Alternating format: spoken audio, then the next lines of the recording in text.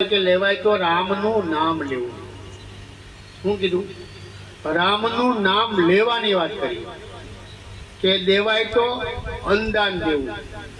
Hero પડ્યો મેદાનમાં. જે પરમાત્માનું નામ છે, હીરો એટલે પરમાત્માનું નામ મેદાનમાં છે. એ લેવું હોય તો કોઈ આ શરીરની સાધના હાલે એમ નથી. આ જ્યાં સુધી શરીરની સાધના કરી છે ત્યાં સુધી પરમાત્માથી આપણે જુદા રહી છે. ને પરમાત્માનું નામ લેવા માટે કોઈ એવા સંતો મળી જાય, એના શરણે જવાથી ને આપણને એવી ત્રણ વસ્તુ આપે. એ ત્રણ વસ્તુથી પરમાત્મા જોવાય તો દેખાય હતી. પરમાત્મા ગુરુ મહારાજ એવી યુક્તિ આપી, ત્રણ વસ્તુ આપે. પરમાત્માને જોવા હોય તો દેખાય હતી. કોઈ કે ન દેખાય. અમે હમણાં ગયા હતા સાવજ ગામ ભરૂચમાં.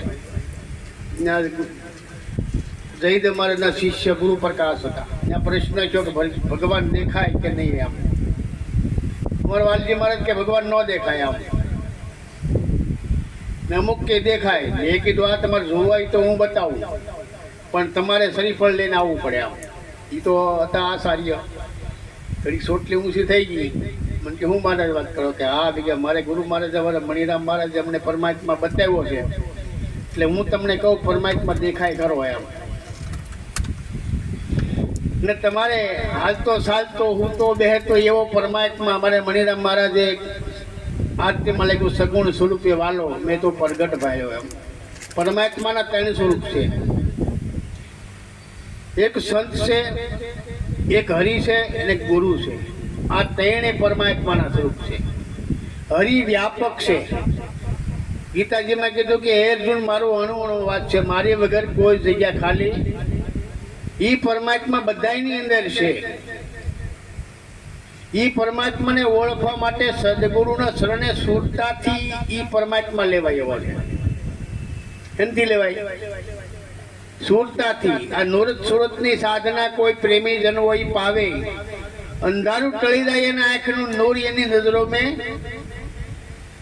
દાસ સત્તાર એનો પુરાવો આપે છે. નરસિંહ મહેતા એનો પુરાવો આપે છે કે આંખ મારી ઉગડે ત્યાં સીતારામ દેખું કે ધન્ય મારું જીવન કે કૃપાય નહીં. તમે આંખ ઉગાડો એટલે તમને પરમાત્માના દર્શન થાય ને થાય. પણ એવા કોઈ સંત મળે ક્યારે? એવા કોઈ સંત મળી જાય. ગુરુ તમને પરમાત્મા નો બતાવે, પણ સંત જ તમને પરમાત્મા બતાવીએ કે ગુરુની તાકાત નથી. તમને કીધું ગુરુ ગોવિંદ દોનો ખડા કિસકો લાગુ પાય, બલિહારી ગુરુ દેવની મને ગોવિંદિયો. કારણ કે સદગુરુ છે એ સંતનું સ્વરૂપ છે પ્રગટ. કારણ કે સદગુરુમાં બોધ નથી. ને સદગુરુ કોઈને બોધ આપે ને સદગુરુ કોઈને નામદાને પણ ન આપે. કારણ કે સદગુરુમાં એ નથી. આ એ સંત છે. જેમ માતા છે દીકરી દીકરાનો જન્મ આપે, ને સંત છે એ માતા છે. ને સંતને શરણે જવાથી એ તમને દ્રષ્ટિ આપે. જેમ કૃષ્ણ ભગવાને અર્જુનને દ્રષ્ટિ આપી એટલે એને વૈરાગ ના દર્શન છે પરમાત્માના. જ્યાં દ્રષ્ટિ નાખે ત્યાં પરમાત્મા. એમ સદગુરુ મહારાજ દ્રષ્ટિ આપે એટલે તમે જોવો ત્યાં પરમાત્મા દેખાય. પણ ક્યારે? પણ સગુણ સ્વરૂપે. પરમાત્મા દેખાય ખરા, પણ સગુણ સ્વરૂપે. પછી એને તમારે પકડવા હોય તો પકડાય હતી. પણ ક્યારે પકડાય? હેનથી પકડાય. કારણ કે સુરતા સિવાય પરમાત્મા પકડાય એવો નથી. પછી તમારે એના ગુણગાન ગાવા હોય તો ગુરુના મુખથી ગુણગાન ગવાય. આ ત્રણ વસ્તુ સદગુરુ મહારાજ આપે. જોવા માટે જ્ઞાન દ્રષ્ટિ આપે, બોલવા માટે ગુરુમુખ આપે, ને સાંભળવા માટે લક્ષ આપે. એ લક્ષ જ્યારે એ શબ્દમાં લાગી જાય તો શબ્દ જ પરમાત્મા છે. એની વગર શબ્દ વગર કોઈ જગ્યા ખાલી નથી. એટલે મીરાબાઈ કહે છે કે વાગે છે વંદરાવન બોલી, એનો નાદ ગગનમાં ગાજીરો છે. હમણાં અમારે રંજનબેને ભજન બોલ્યા કે રમતો જોગી ક્યાંથી આવ્યા. ક્યાંથી આવે છે? કારણ કે આપણે સદગુરુ શરણે ગયા ને આપણે એ ક્યાંથી આવે છે એ ગુરુ મહારાજે સમજણ આપી છે. આ રમતો જોગી આવ્યો ખરો, પણ ક્યાંથી આવ્યો ને આવી મારી નગરીમાં અલગ જગાયો. ક્યાંથી આવે છે?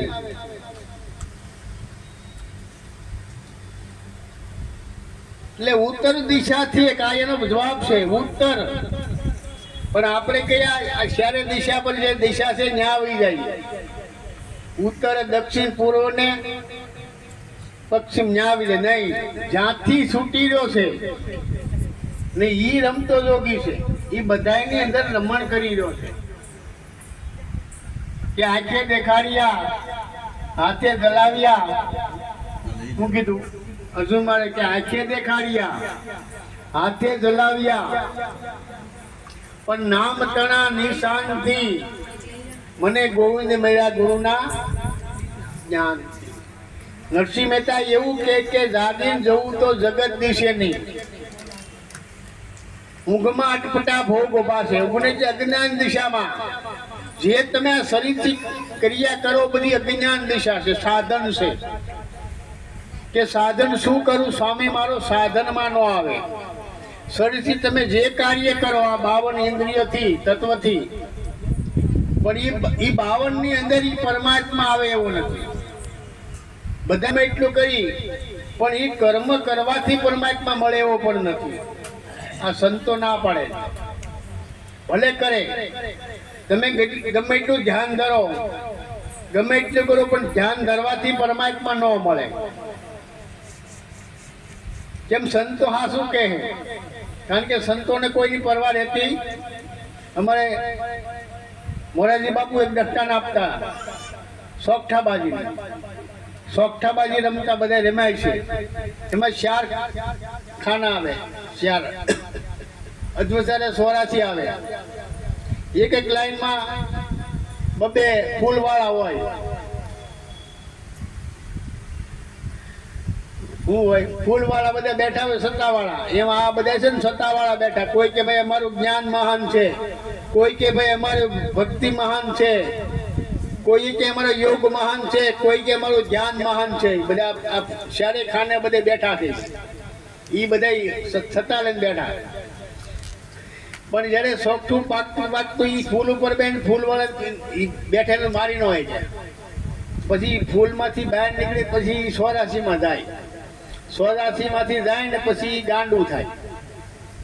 બધાને ખબર હોય ગાંડું થાય ત્યારે શું કરે? એ શોર્ટકટમાં હાલે.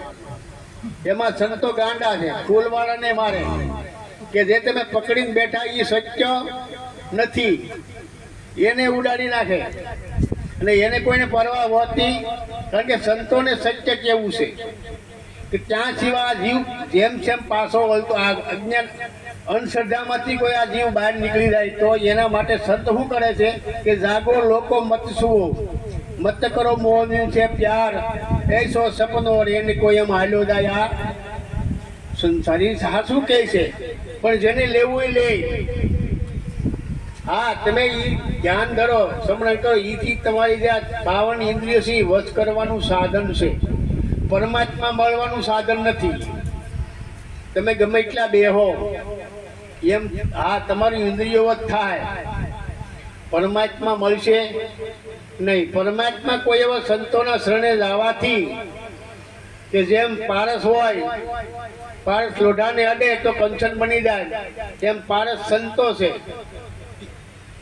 કે મોતી મળ્યું મેદાનમાં, મૂર્ખા મૂલ એના શું કરે કે સંત ઝવેરી કોઈ આવી મળે તો આવીને શાન કરે.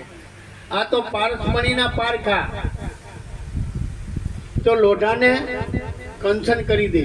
એમ સંતના શરણે લાવવાથી એની જેવો બનાવી દે છે કે હંસા ભમરી જેવી જેની ભાવના કરી પોતાને સંતોને કાંઈ લાગે વળગે નહીં.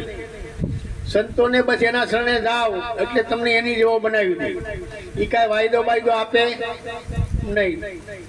એક ભરવાડ હોય એ રોજ બકરા સારવા જાય ગામની પાસે. વાતું બધા કરશે, બધા અમારી જેવી જ વાતું કરશે. બધા તમે ગમે ત્યાં જાઓ બધા તત્વ જ્ઞાનની જ વાત કરશે. એમાં ભરવાડ ગામની પાદર રોજ બકરા સારવા જાય. ગામની પાદર એક સ્કૂલ, એ સ્કૂલની પાછળ ભરવાડ બકરા સારે એટલે ઓલા છોકરા બધા ભણવા આવે એટલે માસ્તર બધાને મોપાટ લેવડે હોય એકડાની ને ઓલો ભરવાડ સાંભળતા એ ભરવાડને હોય એકડા મોઢે થઈ ગયા. રોજ સાંભળે એટલે બધું મોઢે થઈ જાય. એટલે ભરવાડને શું કે આ માસ્તર બધાને મારે છે છોકરાને હાલની બધાને પૂછી દો બધાને કેટલા એકડા આવડે છે આમ. એટલે છોકરા બહાર નીકળ્યા રિસર્ચ પડી એટલે કે અહીંયા આવો કે બધાને તમને કેટલા એકડા આવડે. કોઈ કે 10 આવડે, કોઈ કે 20 આવડે, કોઈ કે 30 આવડે, કોઈ કે 50 આવડે, કોઈ 80, કોઈ કે 100. એ ઓલો ભરવાડ કે તમને મારો સાહેબ તમને મારે છે છતાં તમને 100 એકડા આવડતા નથી. હું વગર મારે ઈકી ગયો એમ કે હોય નહીં એમ કે બોલો તો ભરવાડ એક હાહે 100 એકડા બોલ્યા. એટલે છોકરા કહે કે હાસી વાત છે, આ તો આપણે માસ્તર મારે છે છતાં આપણે આવડતા નથી ને આ વગર મારે ભરવાડ ઈકી ગયો. અરે હવે આપણે કોઈને સવારે ભણવા જ જવું માસ્તર નહીં, આપણે સ્કૂલ જવું જ નથી આપણે. એટલે સવારે છોકરા ભણવા જવાનું બંધ કર્યું. 1 દી નો આવ્યા, 2 દી નો આવ્યા, 3 દી નો આવ્યા, 3જે દિવસે માસ્તર નહીં શું કે આ છોકરા કેમ કોઈ આવતા નથી. હાલની ગામમાં જઈને પૂછું કે બેટા કેમ કોઈ ભણવા નથી આવતા. કે સાહેબ મેં હું ભણવા આવી તમે એમને મારો છતાં હોય એકડા આવડતા નથી. ને બોલો ભરવાડ એમ કે વગર મારે ઘીજો. માસ્તરને ખબર પડી ગઈ કાંઈ વાંધો નહીં, તમે બધા આવો ભણવા, આપણે ભરવાડને બોલાવીશું. છોકરા બધા ભણવા આવ્યા, સમય શું જાય ભરવાડે આવી ગયો કે બોલાવો ઓલા ભરવાડને. છોકરો બોલાવો ત્યાં માસ્તરે પાટિયામાં 10 એકડા લખ્યા. ભરવાડને પૂછ્યું કે કેટલા એકડા, કે મારે તો મને તો હોય એકડા. આમાં 10 એકડા મેં કાસડો લખેલી છે ખબર છે ક્યાં છે કે નહીં? એનું મને જ્ઞાન નથી, તમે કહેતા હોય તો હું એકડેથી 100 એકડા બોલી દઉં, પણ આમાં આઠડો ક્યાં છે એ મને જ્ઞાન નથી. એમ બધા વાતો તો કરશે જ સાંભળેલું. એટલે એકને ખાલી 10 એકડા આવડતા હોય, છોકરાને ઊભો કરે, નાનો છોકરો હોય હાથમાં ફૂટપટ્ટી આપે કે બેટા આમાં આઠડો ક્યાં છે? એ તો કહેતા આને આઠડો. એમ સંતો હું કે આને પરમાત્મા કહેવાય. એટલે ગુરુબિન જ્ઞાન નો ઉપજે, ગુરુબિન મળે ની ભેદ. આ ગુરુબિન સંશય ન ટળે ભલે વાસો તમે સારો. જેમ આપણે તમે દૂધની અંદર ખાલી એક 5ના 7ના ટીપા નાખી દો એટલે પરિવર્તન. કાંઈ કરવું ન પડે, કાંઈ માળા ન ફેરવી પડે, કાંઈ દેવું ન પડે. કેવું પડે કે દહીં થઈ જાય, દહીં છે કે સીધું સવારે જોવો એટલે દહીં, કાંઈ કરવું પડે? એમ સદગુરુ ખાલી એક સમજણ આપી દે. શું આપે? એવી સમજણ આપી દે કે બસ કે તું પરમાત્મા છો. એ નક્કી થઈ જાય તો પરમાત્મા કોઈનું ભજન કરે? આખું જગત પરમાત્માનું ભજન કરે. કોનું ભજન કરે? હું તું બધા આપણે ભજન કરી છીએ પરમાત્માનું. તો આ જગતમાં પેલા પરમાત્માને ઓળખવા પડશે ને.